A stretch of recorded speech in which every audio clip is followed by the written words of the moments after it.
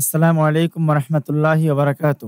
প্রিয় দেশবাসী, বন্যা কবলিত বৃহত্তর নোয়াখালী অঞ্চলে আন্নুর ফাউন্ডেশন বাংলাদেশের উদ্যোগে বন্যার্তদের জন্য হাদিয়া প্রদান কার্যক্রম 2024-এ আপনাদের সকলকে স্বাগতম। মাতাবর নগর দারুস সুন্নাত আলিম মাদ্রাসা, যেটা নোয়াখালীর লক্ষ্মীপুর কমলনগর ফজমিয়ার হাট এ অবস্থিত, সেখানে আন্নুর ফাউন্ডেশনের পক্ষ থেকে আমরা বনবাসীদের জন্য সহযোগিতা বা ত্রাণের ব্যবস্থা করে নিয়ে আসছি।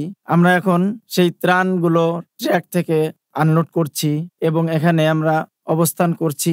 আমাদের ইচ্ছা আমরা 3 দিন ব্যাপী এই কার্যক্রম চালাবো। 3 দিন ধরে এখানে অবস্থান করে আমরা এখানে রান্না বান্না করে সেই জিনিসগুলো অসহায় মানুষদের মাঝে বিতরণ করব। ঢাকা থেকে আমরা খোঁজ নিয়েছি এবং জানতে পেরেছি যে এই বন্যায় যারা ক্ষয়ক্ষতি বা ক্ষতিগ্রস্ত হয়েছে, তারা শুকনো খাবার পেতে পেতে শুকনো খাবারের প্রতি তাদের আগ্রহ হারিয়ে ফেলেছে। এজন্য রান্না খাবার তারা পেতে চায়, কারণ রান্নার কোনো ব্যবস্থা নেই, এজন্য তারা রান্না করে খেতে পারে না। সেজন্য ঢাকা থেকে আন্নুর ফাউন্ডেশনের পক্ষ থেকে 16 জনের একটি টিম আসছি।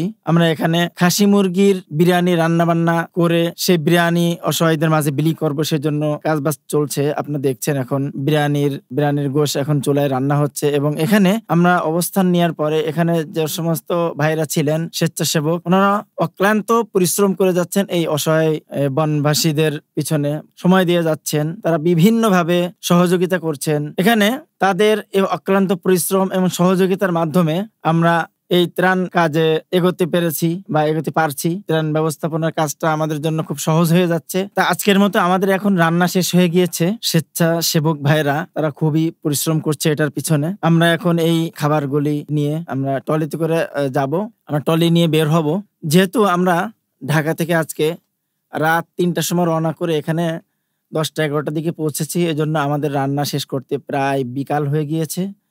এখন কিন্তু সন্ধ্যা হয়ে গিয়েছে। সন্ধ্যার মাগরিবের নামাজের পরে আমরা ট্রলি নিয়ে উপস্থিত হয়েছি এই বন্যা কবলিত যেখানে পানিতে ভরপুর হয়ে রয়েছে, সেখানে আমরা এখন এই মালগুলি ট্রলি থেকে আনলোড করে আমরা নৌকায় তুলছি। তো এইভাবে করে নৌকায় করে আমরা এই খাবারগুলো মানুষের কাছে এখন পৌঁছাবো।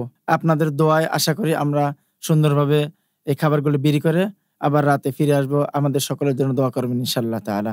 আসসালামু আলাইকুম রহমতুল্লাহ।